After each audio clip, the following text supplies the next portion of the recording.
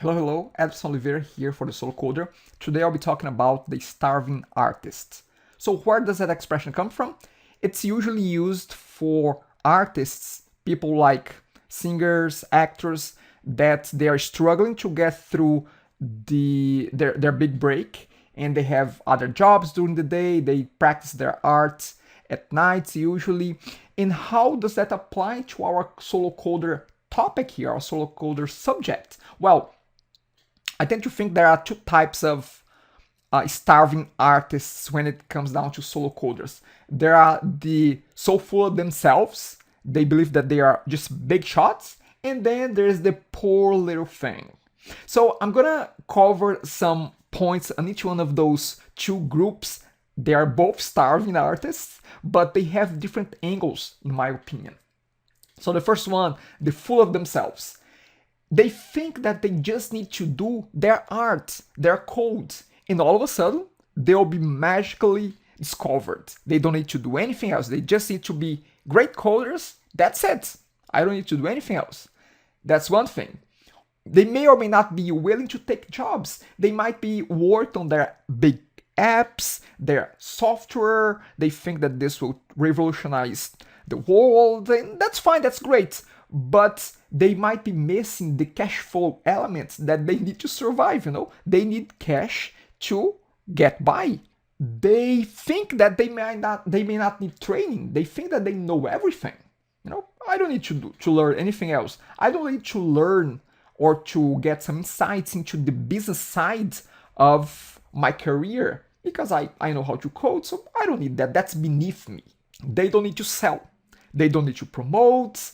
Again, they are just great coders, and that should on its own have its own merits, and it somehow magically should get out there and people should know them because of that. So they don't need to sell themselves, they don't need to expose themselves. And I'm going back here to the becoming the expert in your field. They don't need that because they know everything already. They have this entitlement that they deserve because they're just great coders.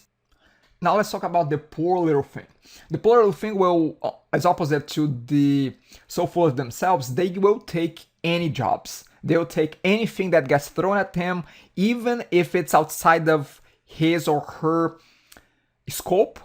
They don't deal with that technology, but hey, they're offering me a buck here, so okay, so I'm gonna learn that and go forward. So they do anything to make a buck. Their friends and family, they say that they're great, but hey, that's not enough to be great for your family and friends. You have to break out there. You have to be great in the market as well. Again, exposing yourself out there. They think that they should not charge too much. They think that if they charge too much, he or she won't get clients. Well, that's not the case. You really need to set yourself apart from the rest to provide value. But with that said, I'm okay with the approach of, hey, I'm getting started, I need to create my reputation here, so I may be going a little bit low here just because I want to get some traction. So we have to be strategic about that. It cannot be a decision that, hey, I'm gonna charge less forever or just get by forever. So those are the two types of mindsets around the starving artist. One trait that I think both of them share, they usually focus on one single client at a time. If they have a client, they focus on a single one at a time. They don't diversify, they don't get multiple, because if you focus on one single client at a time, then all of a sudden when that project is over, you are on square one again. So look for opportunities to diversify and to create revenue streams. I have spoken about that already. Look for opportunities to create retainers as well, to get some cash flow, consistent cash flow there as well. So that's it, starving artist mentality. What's your take on that? Do you see any traits that of your solo coder career on the starving artist mentality? Do you know someone that is a starving artist there? Share with us, talk, Slack peeps, let's keep talking. Not ready for the Slack group? That's fine. Comment below on YouTube comments. That's it for now. Thank you very much and bye.